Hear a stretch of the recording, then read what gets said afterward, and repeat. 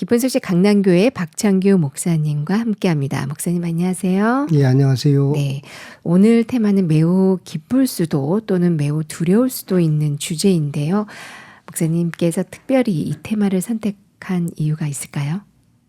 예, 요즘은 코로나로 인하여서 팬데믹 상황이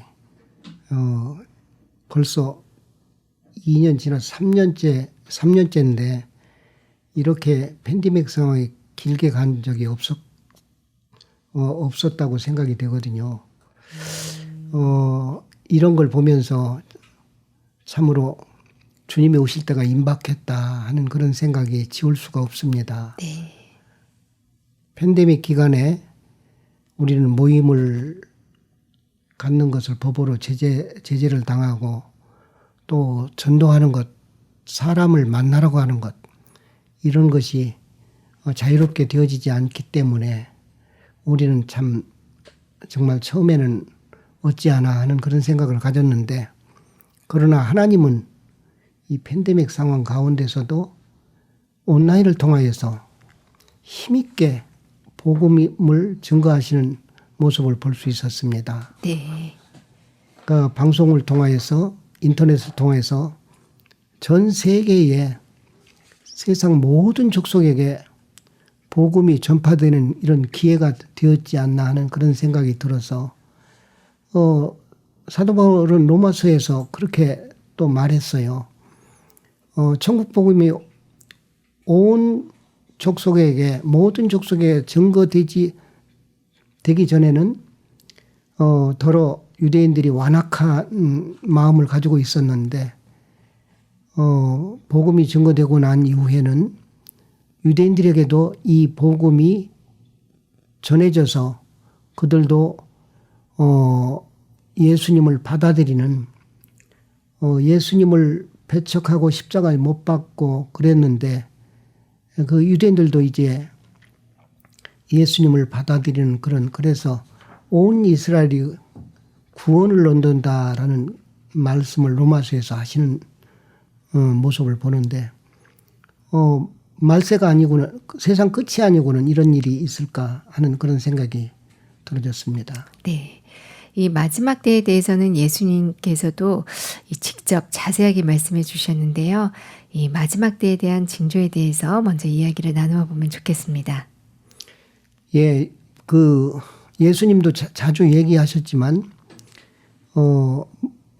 무화과나무의 비유를 배우라라고 하면서 무화과나무가 가지가 연하여지고 잎사귀를 내면 여름이 가까운 줄 아나니, 그래 무화과나무가 이게 살아났다는 거지요. 네. 겨울에는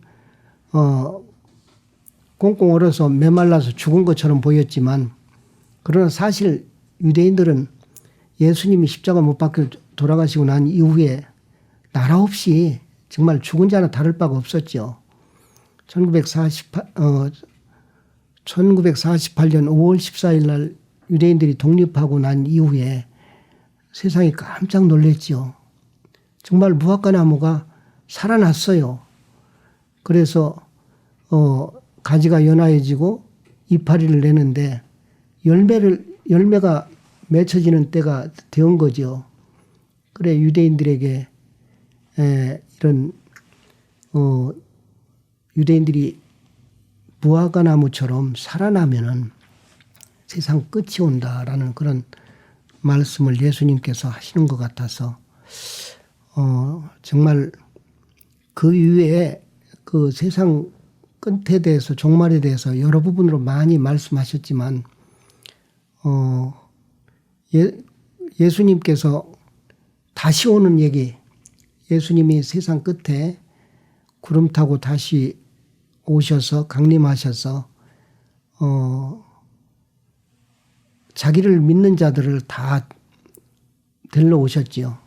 그래서 공중에서 예수님을 맞이하게 되는데, 그래서 이 땅에는 교회가 들림을 받게 되고, 그래서 교회가 없는 세상이 되면은 이 땅에는 환난과 큰 어려움이 닥치지요. 그래서 세상이 종말이 되어지지 되어지는 것이 아닌가 하는 그런 생각을 깊이 해봅니다. 네.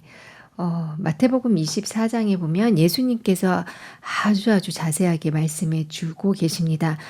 이렇게 말씀하셨어요. 두 여자가 매를 갈고 있음에 하나는 데려감을 당하고 하나는 버려둠을 당할 것이니라. 또 그때 두 사람이 밭에 있음에 하나는 데려감을 당하고 하나는 버려둠을 당할 것이요. 데려감과 버려둠, 누구는 데려가주고 누구는 그냥 버리신다는 건데요. 버려진다는 거 너무 비참하죠. 그렇죠. 사실 똑같이 매를 갈고 있었고 똑같이 잠을 자고 있었는데 한 사람은 버려짐을 당한다라는 것은 참 오늘날 교회 다니고 예수님 믿는 사람 참 많습니다. 근데 누가 버려짐을 당하고 싶어 하겠습니까? 그렇죠. 다 들림받아서 정말 그리스도인의 소망인 주님과 영원히 천국에서 함께 하는 것이 소망 아니겠습니까? 네. 그러면 누가 데려감을 당하고 누가 버려둠을 당할까요? 예, 성경은 분명히 히브리서에서 얘기하고 있는데요. 죄와 상관없이 자기를 바라는 자들에게 두 번째 나타나시니라 그렇게 말씀하셨어요. 네. 죄와 상관이 없다는 것은 죄 사함을 받고 정말 죄에서 자유로운 자, 그러니까 십자가에 육신이 못 박히고 자의 육신이 십자가에 못 박혔다는 것이 믿어지고 마음속에 법 아래 있지 아니하고 은혜 아래 있으면은 죄가 우리를 주관치 못하리니라는 로마서 성경 구절이 생각나는데 우리가 죄가 우리를 주장할 수 없는 것은 우리가 뭘 열심히 선하게 살려고 노력하고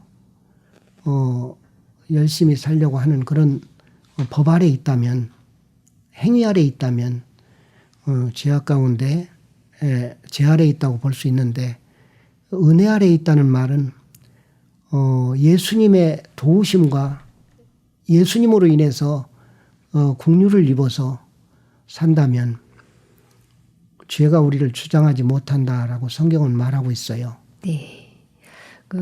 마태복음 24장 마지막 때에 대한 또 예수님이 다시 오실 것에 대한 설명을 하신 후에 마태복음 25장으로 가면은 바로 이 등을 들고 신랑을 맞으러 나간 열 처녀에 대한 비유를 또 해주셨는데, 네, 이 부분은 또 어떤 연관이 있을까요? 그 열 처녀가 똑같이 신랑을 기다리고 있었지요. 그런데 열 처녀 가운데 다섯 처녀는 기름을 준비했고 그래서 슬기로운 여자라고 이름을 붙였는데 또 다섯 처녀는 등은 준비됐지만 기름을 준비하지 못했어요. 근데 미련한 다섯 처녀 등은 준비했지만 기름을 준비하지 못한 다섯 처녀는 신랑이 온다는 말을 똑같이 들었습니다. 신랑이 더디 오시는데 신랑이 온다라는 말을 듣고 깨었어요. 그래서 신랑을 맞이하려고 보니까 불이 꺼져가는 거예요. 똑같이 슬기로운 다섯 처녀도 신랑이 온다는 말을 듣고 깨어서 보니까 불이 꺼져가요. 그래서 준비된 기름을 부어서 신랑을 맞이하기에 충분했지만 그러나 기름을 준비하지 못한 다섯 처녀는 기름이 없어서 불이 꺼져가므로 신랑을 맞이할 수 없었어요. 그것만 봐도 여기 기름은 성령을 의미하는데 기름을 준비했다는 건 성령을 모셨다는 거죠. 네. 마음속에 예수님을 영접했다. 성령을 모셨다. 이것은 성령은 죄 사함으로 인해서 성령을 선물로 받을 수 있는 것인데 죄 사함을 받지 못하면은 성령을 마음속에 모실 수가 없는 거지요. 그래서 성령을 모시고 예수님을 영접한 사람이 예수님을 맞이하는 것은 당연한 것이 아닌가 하는 그런 생각을 해보고, 또 기름을 준비하지 아니했어도 신랑을 기다리는 그 처녀는 안타까워요. 예수를 믿는다고 열심히 믿었지만 마음에 죄가 있어서 성령을 마음속에 모시지 못한 사람 얼마나 많습니까? 그래서 죄를 용서해달라고 구한다는 것은 마음속에 성령을 모시지 못했다는 증거거든요. 그래, 성령을 모시지 못했다면 주님이 오실 때 제외되고 남겨지게 되는 것이죠. 네. 이 예수 그리스도의 재림은 그리스도인들에게는 큰 소망이자 또한 또 큰 기쁨입니다. 그런데 일부 말세론자들의 잘못된 해석으로 예수님의 재림에 대한 어떤 부정적인 이미지를 형성하기도 했는데요. 마지막 때에 대한 그리스도인들의 바른 마음가짐에 대해 말씀해 주시면 감사하겠습니다. 예, 그날과 그 시는 아무도 모르나니라고 성경은 말하고 있어요.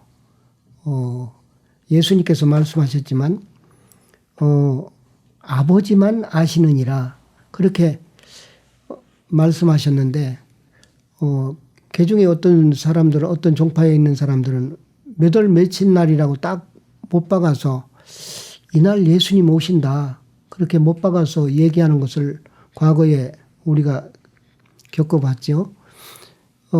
그런데 요즘 정말 주님이 오시기 임박했다는 것은 몇 날, 몇 월, 며칠에 오신다는 것은 정확하게 모르지만은, 그러나 깨어 있으면은 문제가 안 된다는 거죠. 그걸 깨어 있는다는 말을 도적이 오는 것을, 깨어 있는 사람에게는 도적이 구멍을 뚫고 들어올 수 없다는 것을 말하는 것 같은데, 깨어 있다는 말이 무슨 말이냐면은 말씀 안에서 내가 죄 사함을 받고 확실하게 내가 거듭났는지, 네. 구원 받았는지, 죄 사함을 받았는지, 마음속에 성령을 모셨는지 성경 말씀을 통해서 확실하게 분명하게 해둘 필요가 있지요. 그래서 깨어있는 사람이 바로 말씀을 의지하여서 정말 공중에 오시는 예수님을 만날 수 있는 사람은 주여 한다고 해서 다 만나는 건 아니라고 성경은 말하고 있는 것 같은데, 주의 이름을 선지자 노릇하고 주의 이름을 귀신을 쫓아내는 권능을 행했어도 주님께서는 밝히 말하되 불법을 행한 자로 떠나가라, 내가 너희를 도무지 알지 못한다라고 할 사람이 많다는 거죠. 예, 주님께서 정말 아까 그 슬기로운 다섯 처녀와 미련한 다섯 처녀가 기름을 준비했느냐 못 준비했느냐 그것처럼 마음속에 예수님을 영접했느냐 영접하지 못했느냐 차이인데, 주의 이름으로 그 선지자 노릇하는데 영접하지 못했다고 얘기할 수 있나? 주의 이름으로 권능을 행하는데 예수님을 안 믿는다고 말할 수 있나? 말할 수 있다는 거죠. 네. 마음에 죄가 있다면, 네. 예수의 이름으로도 뭐 기적과 이적과 뭐 귀신도 쫓아낼 수 있다고 하는데, 죄가 있다면 기적과 이적을 나타내도 주님의 나라하고는 상관이 없고 주님하고는 상관이 없는 사람이 되겠죠. 네. 바로 기름이 중요하네요. 예. 바로 성령, 죄 사함을 받고 성령을 모신 사람들은 예수님의 재림을 기쁘게 기다리고 있을 것입니다. 네, 오늘 예수님의 재림에 대해서 말씀을 전해주신 기쁜 소식 강남교회 박창규 목사님 감사합니다. 예, 감사합니다.